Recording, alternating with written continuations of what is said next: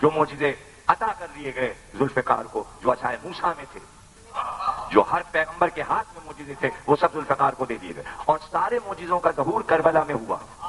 یعنی ذوالفقار کو یہ کمال حاصل ہوا کہ وہ 7 گز تک بڑھتی ہے اور پھر واپس آتی ہے۔ ذوالفقار کو یہ معجزہ دیا گیا کہ دونوں منہ جو ہے اژدہے کی طرح کھول کر چاہے تو پورے آدمی کو ہڑپ کر جائے، اژدہا بن کے جائے۔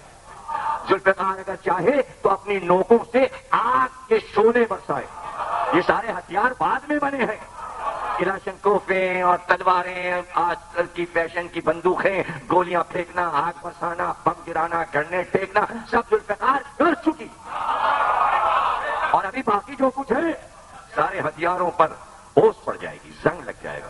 صرف تلوار ہوگی جب امام زمان آئیں گے، اور تلوار ہر کام دکھائے گی، تلوار ہر کام دکھائے گی، درخت بھی بن جاتی ہے، سایہ بھی بن جاتی ہے، تکیا بھی بن جاتی ہے، باتیں بھی کرتی ہے، شعلے بھی، اور کبھی کبھی پیراک کی طرح جیسے دریا میں مچھلی تیرتی ہے، کبھی اوپر آئی کبھی نیچے گئی، کبھی اوپر آئی کبھی، تو اس طرح میدان میں کبھی اوپر جا رہی تھی کبھی نیچے جا رہی تھی، کبھی زمین تک جاتی تھی کبھی آسمان تک جاتی تھی، کبھی وہ پیراک بن جاتی تھی، اور جب لہو میں نہاتی تھی تو دیکھیے لوہے کی خاصیت یہ ہے کہ وہ سبز رنگ کا ہوتا ہے، جب لوہے کو کاٹا جاتا ہے تو اس پہ سبز نشان بن جاتے ہیں، اسے لوہے کا جوہر کہتے ہیں۔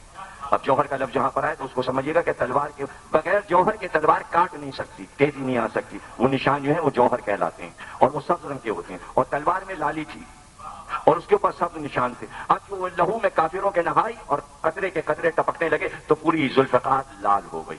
زیبا تھا دم جنگ پریوش اسے کہنا، زیبا تھا دم جنگ پریوش اسے کہنا، معشوق بنی سرخ لباس اس نے جو پہنا۔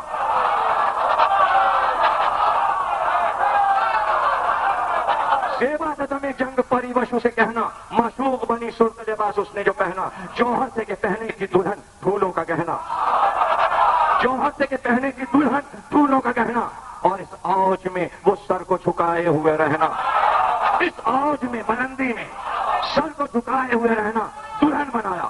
بڑا مشکل تھا کہ میدان جنگ میں ذوالفقار کو دلہن کے روپ میں لال لباس پہنا کر، زیور پہنا کر، سر دلہن کا جھکا ہوا، دلہن آتی ہے تو سر جھکائے ہوئے، اس کو دلہن بنایا۔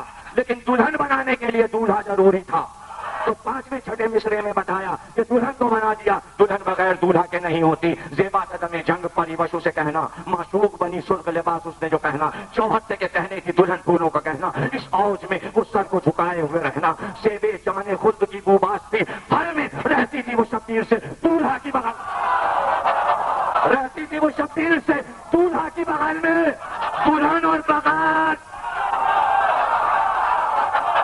یہ ہے شاعری کا کمال، یہ ہے شاعری کا کمال، یہ ہے اردو ادب کے معجزات، یہ ہے عزاداری حسین کے معجزات۔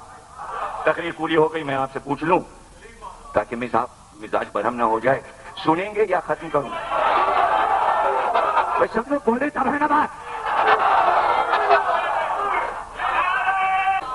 3 بند تمید کے سناتا ہوں۔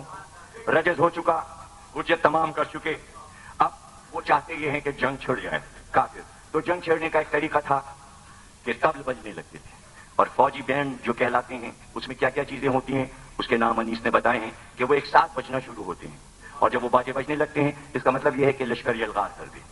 تو جب حسین حجت تمام کر چکے، خطبہ دے چکے، رجز دے چکے کہ بھائی ہمیں لڑنا منظور نہیں ہے لیکن وہ لڑنا چاہتے ہیں، تو فوراً انہوں نے دف بجا دیا، اور امام حسین نے بھی ادھر دیکھا کہ اب یہ بات نہیں آئیں گے، تو یہاں سے بیچ سے ایک بات انیس شروع کر رہے ہیں۔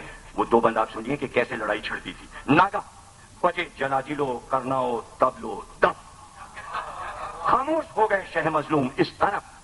اب باجوں کا کیا جواب ہے؟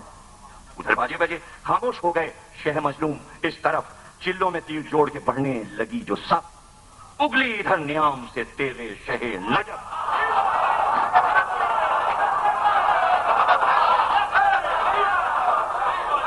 انہوں نے تیر جوڑے، چونکہ دور سے انہیں حملہ کرنا ہے، قریب تو آ نہیں سکتے تلوار دے کے، تو تیر و کمان جوڑے انہوں نے، چلے میں تیر جوڑے اور تیر چلے۔ اب چونکہ ذوالفقار کو سارے تیر کاٹنے ہیں، اور کاٹ کے حسین کو بڑھ کے ان کے جسموں تک پہنچنا ہے ذوالفقار کو، تو ذوالفقار راستے کی ہر چیز کو کاٹے گی تاکہ دشمنوں تک جائے۔ لیکن انیس نے منظر دکھا، چلوں میں تیر جوڑ کے پڑھنے لگی جو سب، اگلی ادھر نیام سے تیرے شہ نجف۔ اب یہ ذوالفقار نکلی تو کیا ہوا؟ بھاگو، ہٹو، بچو، یہ صدا دی سپاہ نے باندی سے منہ نکالا ہے، مارے سیاہ۔